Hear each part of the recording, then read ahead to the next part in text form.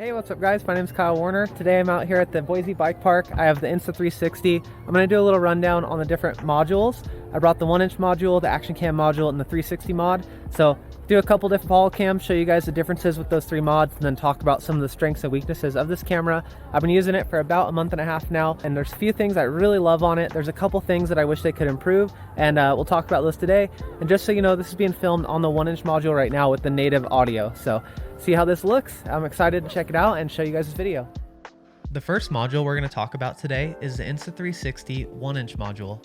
This is a 1-inch sensor paired with some Leica glass, which creates a really nice image quality. It shoots up to 5K at 30 FPS, which I'm using in this video. It can take 19 megapixel photos, and it supports 100 megabit per second bitrate. The only downfall of this module though is the stabilization. While using the 1-inch module, the flow state stabilization is not quite as good as when using the 360 mod or the action cam module. On this jump line, you can see that every time I land, you get a pretty hard shake, and the lack of stabilization makes it hard to view for long periods of time on rough or varied terrain. Don't worry though, this won't last long. Here I've switched to the 360 module on the same jumps as before. Now you can see how much more stable it is compared to the 1-inch and how much more watchable the footage is, even though it's at a much lower quality at 2.7K. When we switch back to the 1-inch mod, you can see that it's much higher quality, but the lack of stabilization makes the footage almost unbearable in this setting. We'll switch back to the 360 mod for just one last comparison.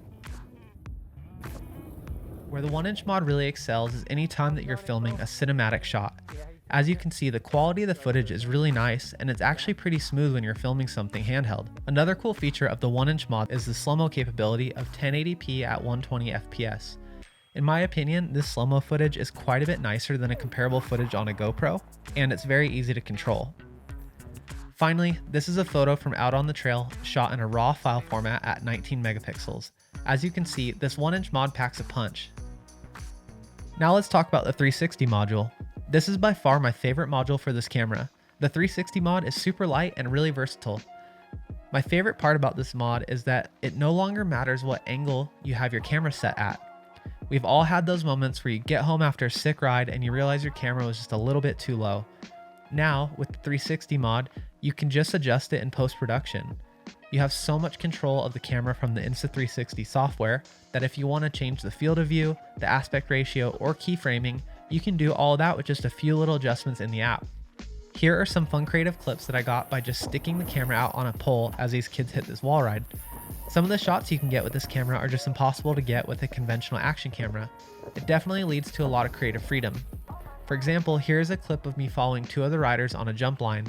The Insta360 is mounted on my helmet, and just by using the keyframe features in post-production, I am able to completely swivel the camera and get some really unique shots of them. Due to the versatility and ease of use with this 360 mod, it is what I use about 80% of the time with the Insta360. And finally, we can touch on the action cam mod. To be honest, I feel like this is the one that gets used the least. Since I've had the Insta360, I've only used this module 2 times. It's decent at being an action camera, but not outstanding. With the quality the 1-inch module offers and the versatility that the 360 module offers, it's just really rare for me to find times that I'm reaching for this mod. In my opinion, if you're someone shooting to post on social media, you'll probably use the 360 module 80 to 90% of the time. And if you're someone looking to capture cinematic footage and grab really cool photos, you'll probably spend 80 to 90% of the time with the 1-inch module. I hope this was a fun little video for you guys. I just wanted to show off the capabilities of this Insta360, and the modularity and the ability to do so many things with it is really awesome.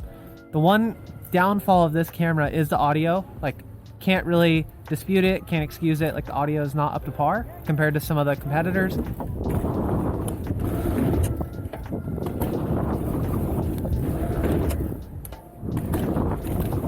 What I've kind of been doing recently is recording the audio separately to like a lav mic, and then you can import the audio afterwards. So that's really cool. If you are someone who does most of your posting on either TikTok or Instagram, and you're using mostly your phone to upload and edit, then this camera is amazing because the editing process is so much easier than a GoPro. If I pull the footage directly off the SD card on the Insta360 and put it on my desktop or on my hard drive and start editing from there, it doesn't have any of the stabilization or color profiles or anything kind of picked and applied.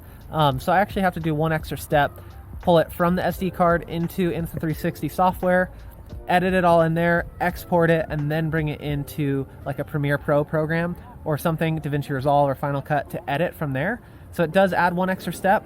However, the versatility of this and the mobile social sharing aspect of this is amazing. And if you're someone who's using your phone mostly, I would say it's a must buy for sure. So with that being said, hope you guys enjoyed this video and found it helpful. Have a couple links in the description below if you guys want a little discount or a little free bundle that they're gonna provide you with. But overall, it's a great camera. I really love it for all the social sharing, and yeah, it's been really fun. So thanks for watching. Let me know if you have any questions or comments, and I'll talk to you guys later.